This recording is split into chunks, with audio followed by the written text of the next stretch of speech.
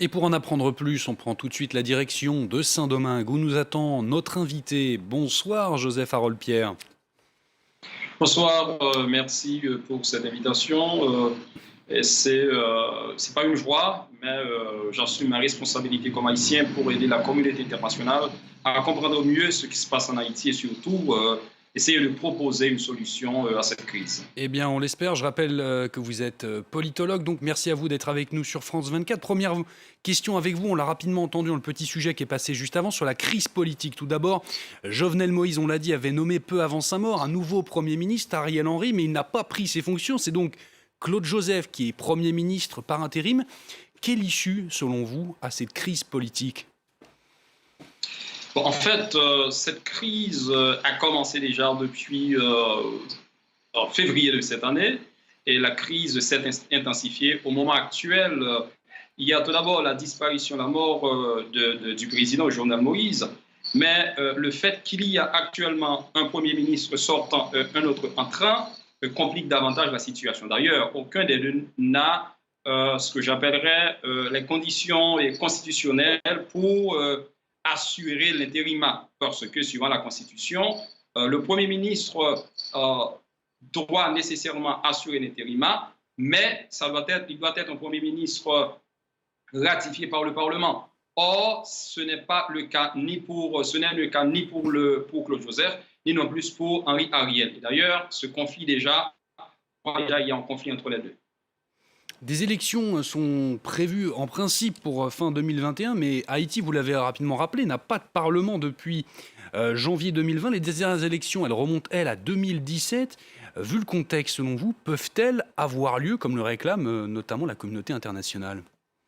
Moi, je pense que d'ailleurs, je le dis depuis mars dernier, l'organisation d'élections actuellement en Haïti, en septembre prochain, ne fera qu'aggraver la crise, ne fera qu'exaspérer le chaos que l'on vit actuellement en Haïti. D'ailleurs, il n'existe ni conditions politiques, parce qu'il n'y a pas un minimum de consensus politique, il n'existe pas non plus de conditions de sécurité, parce que les gangs armés détiennent beaucoup plus de pouvoir que la police. Il n'existe pas non plus les conditions constitutionnelles ou légales, parce que le CEP n'a pas prêté serment par devant le système judiciaire.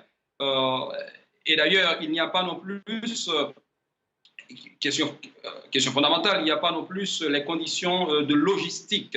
L'administration électorale, c'est une dimension assez importante pour l'organisation des élections. D'ailleurs, d'elle dépend la fiabilité des joutes. Mais actuellement, on sait que l'administration électorale est très, très, très faible, très, très déficiente. Donc, on ne saurait penser organiser des élections dans les conditions actuelles. La seule conséquence va être l'exaspération, comme je l'ai dit déjà, de la crise actuelle. Vous l'avez rapidement rappelé, l'un des objectifs peut-être de ce nouveau gouvernement intérimaire, ce sera la lutte contre les bandes armées et les gangs qui gangrènent la situation sécuritaire en Haïti. C'est cela, selon vous, la vraie priorité pour le moment d'Haïti, cette lutte ? Et en fait, je pense que oui, actuellement, d'ailleurs, l'objectif premier de l'État, c'est d'assurer la sécurité des citoyens.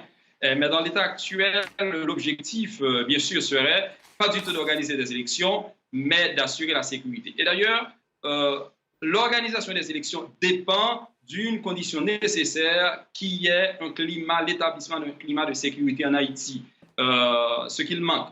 Maintenant, je ne pense pas que le gouvernement actuel, d'ailleurs, qui est un gouvernement déjà en conflit interne, a la capacité d'organiser, disons, d'assurer la sécurité. À ce moment-là, je pense que l'intervention de la communauté internationale s'avère sinon nécessaire, mais importante et je dirais même évidente pour aider à résoudre la question de la sécurité. Bien que, bien sûr, la communauté internationale ait déjà eu des interventions qui n'ont pas donné de résultats. Et d'ailleurs, de 2004 à aujourd'hui, la communauté internationale a eu comme responsabilité, ou du moins comme mission, d'aider à la réforme, ou du moins à la consolidation de la police. Mais on a vu que de 2004 à nos jours, la police s'est affaiblie de plus en plus.